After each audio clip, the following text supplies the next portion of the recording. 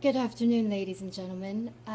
Thank you very much for tuning in to Tuesdays with Manj, number 7. And yes, we are talking about spiritual bullshit and all the things kind of surrounded with that, and with a lot of examples from my life, as always. Um, Now, before I even begin, well, thank you for tuning in.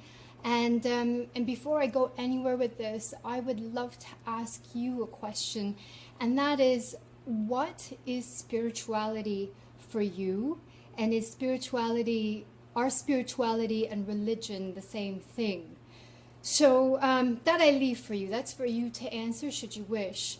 Um, now, going on to me, I'm at first going to connect religion to spirituality just to demonstrate how I got to now.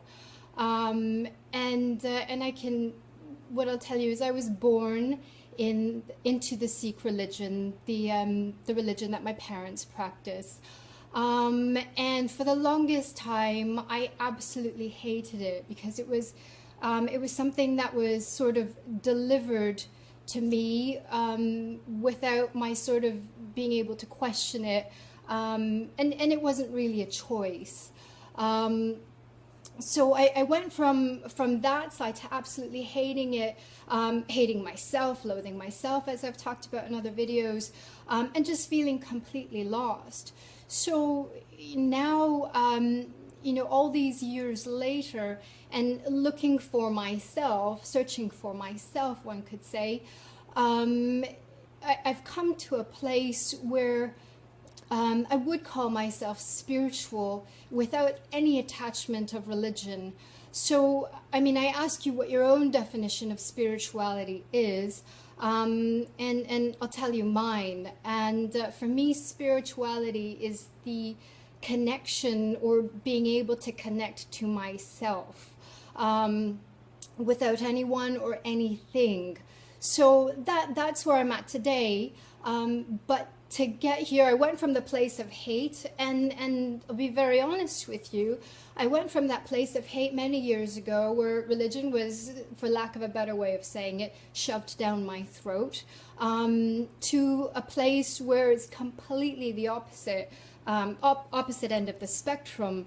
So, first of all, do I believe in Sikhism? Do I believe in Hinduism or Buddhism or Christianity or anything like that? I think that at the fundamental core of every religion, we're all saying the same thing, right? But I myself don't follow any religion.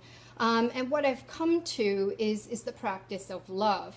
Now, I'm sure I've called that practice a religion numerous times, but you know what? Here and now today, I wouldn't call love a religion. It just is. It's something that is so fundamental in all of us, and this is why I share this with you. But going back to where I've come from and where I was like a couple of years ago, I went from hating religion and everything to finding my own way, and I ended up on the opposite side of the spectrum, which was like fluffy, for lack of a better word. So, it was kind of everything is always provided for, everything is taken care of us, everything is taken care of for us. Everything is as it should be. Let go, let God. All those things, which are awesome, which are valid, but when we aren't active participants in our lives, and I'm talking about myself. This is where I've come from in the past couple of years, where I was saying all those things and everything was beautiful, and not really participating in me, more so than, okay, I just leave it to God and I'm gonna just carry along on my way, sort of fluffy, really fluffy. Was any of that wrong? No, absolutely not. I was always doing my best. I'm still always doing my best, as you are. But it's a process, right? If 20 years ago I ran away from home, hating and loathing and completely lost, completely and unknown to myself, you know, and then I got to the other end of the spectrum, which was this fluffiness I'm talking about, I come to a place of, I'm getting closer to balance. Still doing my very best, and today I am as perfect as I can be, as you are. So now I love to tell you a few stories from my life about as I like to share what I'm going through and how the process is unfolding for me. So it's a constant practice to get to a place where life is lighter. You know, I often hear that life is difficult and this and that, and I agree. Like, it's difficult until we start coming into ourselves. So until we start getting honest with it, and I'll get to the law of attraction in a moment, but it very much starts with being honest, right? So the example I have for you, was a couple of weeks ago. I had a situation with my father, which took me back 20 years, 25 years to the blow-ups we used to have. And you know, I'm going through my practices, and I'm going through my practices of allowing what is, and you know, I'm feeling this, I'm feeling that, but what I'm realizing about myself is that I'm only coming up to here with my sort of, okay, I'm allowing the emotions, I'm dealing with all that, but I'm not going a step further to deal with the person who I'm having conflict with. And what I've realized in the past, just 2 weeks is that I really have an issue with conflict. I'd rather just take it all on myself and, you know, deal with it, let the emotions come and, you know, let everything rise, and which is awesome. But I just learned this going one step further, which is incredible. So allow me to share that with you. So I go back to this example with my father, and we had this huge blow up for whatever reason it was. And, you know, God, I felt like, oh my God, we're 20 years ago right now. What is going on? And what about me? How on earth can I just revert back to the old Manj, you know? I was sat at the table with my sister, my grandma, my mom, and I felt myself, you know, something was going on, whatever, and I felt myself starting to lose it. You know, I'm getting angry inside, and I'm watching myself, like, okay, this is happening right now. And then there came a tipping point, and I said out loud, I'm gonna lose my lid. I'm actually gonna lose my lid, and I did. And there was this big blow up with my father, and, you know, I got dressed and I said, I'm leaving, I'm going outside, I'm just going, you know, and I walked and walked and walked. I don't know how long I was gone for, and I knew I couldn't go back the same. So I found a playground. I sat on a slide. It was cold outside, so I sat on a slide, a children's slide, whereby the sun was shining. And though it was a very cloudy day, the sun came out. And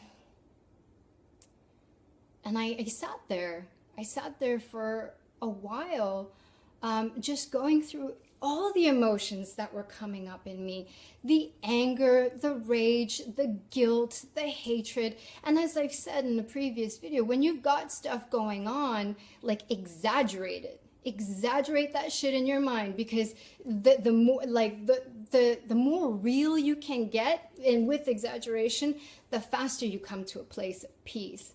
I don't just say that because I've read it in a book or I've seen it in a video. I practice this, and it well, what happened there, I sat on the slide and I was like, I don't know when I'm going back. And in my mind, I was, before I got to that place, very much in hate. But before I got to the slide, I was like, where can I go? Who can I go to? I need to get out. You know, it was 20 years ago. It was the same thing. And I sat on the slide when I got okay. I didn't need to walk anymore. And I came to a place of peace. I allowed it all, guys. Really, literally, every emotion that was coming up, I was like, all right, here we go. It's right here, right now. Let's deal with it. And then, gone. So eventually, I went back home. I looked for my father, though he was away in the bedroom and with the door shut, so I left him. I apologized to everyone for losing my lid. And when my father was washing dishes in the kitchen, I came up from my room downstairs. I saw him, walked up to him, put my arm around him and said, "Dad, forgive me for the blow up."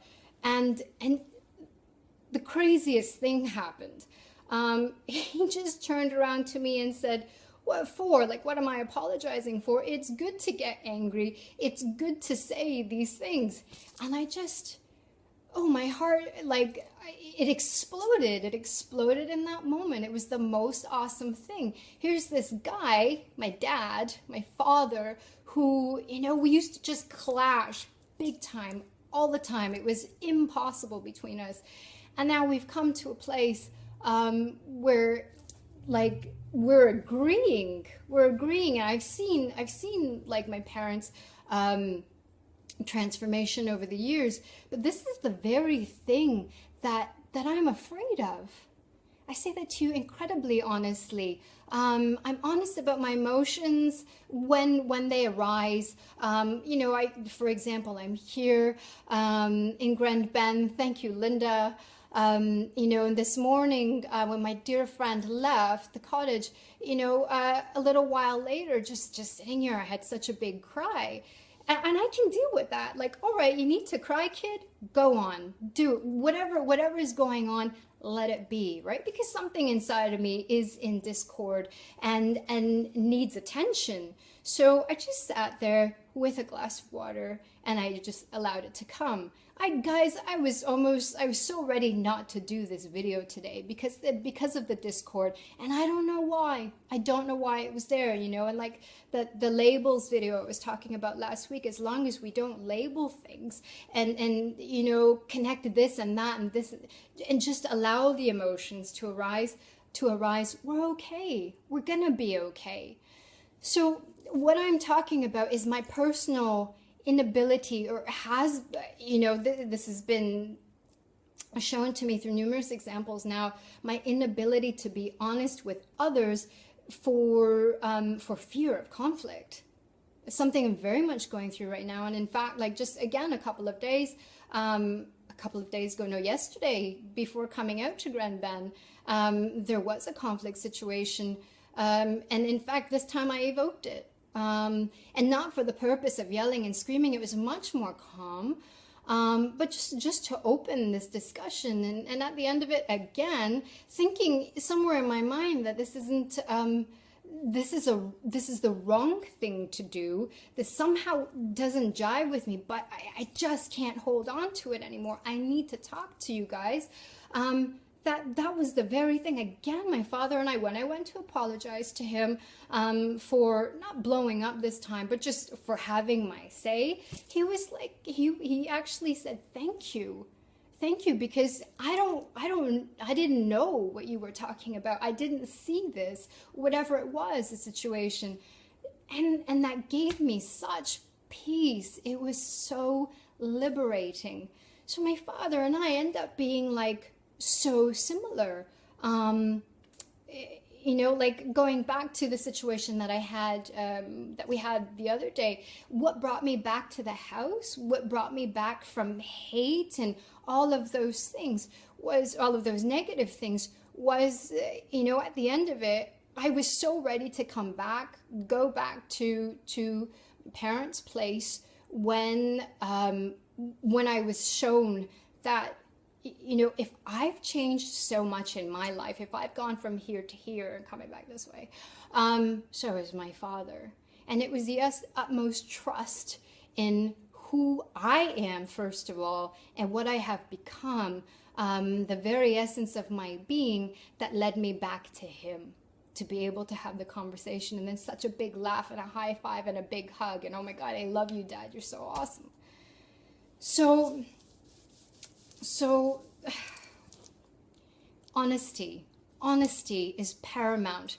And now I'll go into the law of attraction. And you know, like the movie The Secret came out years ago. I watched it, I read the book, you know, very much into it, made the pretty vision board and everything.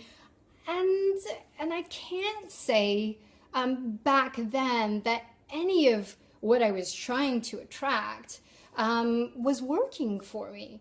I would say that, and this is where, you know, I went from one end of the spectrum to the other, to the very spiritual and fluffy sort of, it's okay, let God take care of it and everything will be fine, and not participate in that.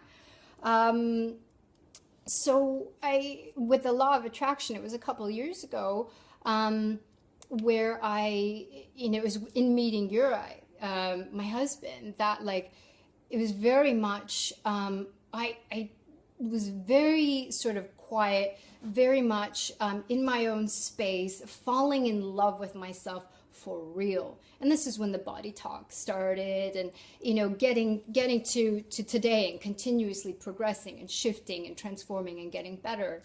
But the law of attraction, it works. It works. Absolutely. You know, no, I don't question it. I don't question it at all. You know, but and see if this resonates with you. We're in a place, we're doing the affirmations, we're doing the mantras, we're doing all that stuff, but are we being honest, or are we being hopeful? Because if you're being hopeful, you're going to continue to attract that into your life, hoping that things are going to change, hoping that things are going to get better. But when you're honest about what's going on with you, and this is why I talk about the emotional part of it, when you're honest what's going on with you, then you're going to attract more honesty your way. And that's the beautiful thing. That's the beautiful part of law of attraction. It's working. But what are you putting out? What are your thoughts? And I'm not saying watch your thoughts. All I'm saying really is to truly get honest with yourself. You're having a shitty day, admit it, please. Please, I beg you. Literally. You're feeling angry, please, you know, and this is why I just shared that story that's very close to my heart with my father. You know, let's be honest with whoever we need to. I think that, you know, fear of conflict it's a really big deal with a lot of people. But you know what? It doesn't have to be ugly. It doesn't have to be, you know, yelling and throwing things and whatever. But in order to get that space to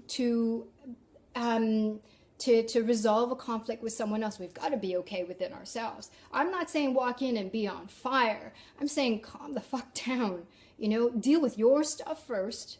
Walk away, do what you need to, deal with your emotions that are being triggered by whomever else, whatever else. Come back to you first, go back to you first, and then go back to the situation and deal with it. Let's deal with it, me included. You know, such big, huge lessons in the last couple weeks. Now there was with the law of attraction, I just want to say, with the affirmations that we do and stuff, again, isn't that just being hopeful, the whole think positive and let's be happy. And I've mentioned this before.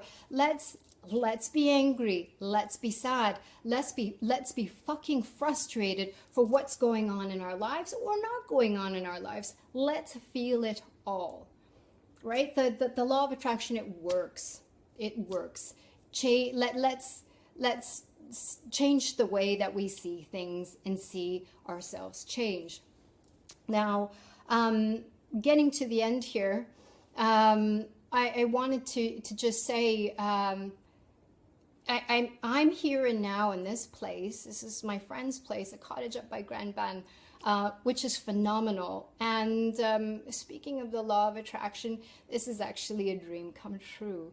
That I'm able to come out here and be totally solo in solitude and write until my heart's content. And just focus on the things that I've been talking about for too long and not doing. So incredibly grateful to be here, to be in this beautiful space of wonderful energy. A couple more things. As we get honest with ourselves, I'd love to say this to you. You know, we have nice shoes, a nice car, a nice house, nice this, nice that, nice job, whatever. But what are any of those things when we are not nice to ourselves? Right? And that's me a few days ago, not wanting the conflict. So just keeping myself here, dealing with my own emotions, and okay, allow it to come. But really, am I being nice to myself or anybody else around me when I can't take that step further and just deal with that bit that's holding me down, that's, you know, causing me to be sad? And I can walk away and be sad, allow the sadness, but why not just deal with it, right? Does that make sense? So finally, if you are a person that goes to a church or the temple, the Gurdwara, wherever, my question to you is this: we're going to the house of God, and what good is any of that when we're living in the temple of doom? And what I mean by that is, we're living in this body as spiritual beings, and we're not owning up to the things that are going on inside of us. We don't need to go anywhere to deal with ourselves. So when your God is screaming at you that it's angry, or your inner child, your source, whatever you want to call it, when it's screaming at you that I'm angry, I need you to hear this, or your left knee starts to hurt, listen to it. That's your body. That's the deepest part of you that's screaming at you to stop what you're doing and sit down and just listen. Try it, please. It's if you're looking for peace within yourself, within your life, it has to start with you, my darlings. It has to start within our own hearts. If we want to see the world change, we have to change ourselves in the way that we do things. So get really quiet and focus on you. Because as I've said so many times, what happens when you focus on you, you're so nice to yourself, you can't but be that to other people. And that's what you're going to attract. That's what we're going to attract. More and more of what we are to ourselves. So let's be honest. In fact, may I bless you with love. May I bless you with honesty. May I bless you with the courage to be honest, as I'm doing with myself. God bless you. Lots of love to you, and see you next Tuesday. Thank you.